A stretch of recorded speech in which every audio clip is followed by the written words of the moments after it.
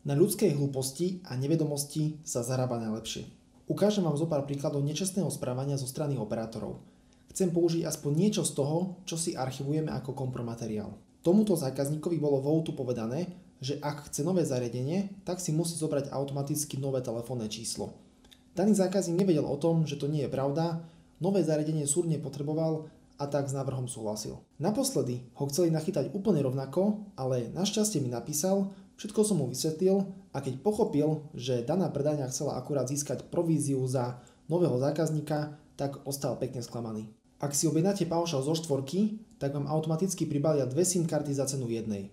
Takýmto spôsobom si operátor umelo navyšuje počet aktívnych zákazníkov. Podobnú praktiku robí napríklad aj Outu, ktoré skoro ku každej jednej objednávke pribaľuje SIM karty Outu Voľnosť. To, že sa zákazníkom v tichosti zapínajú balíčky Outu Security a Outu Poistka je ďalší veľký problém.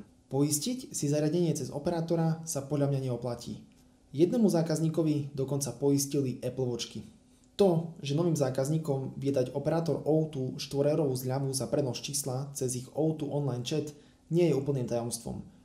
Avšak smutné je to, že v roku 2025 sa musí využívať taktika scarcity, tzv. Nedostatku, na poskytovanie tejto zľavy.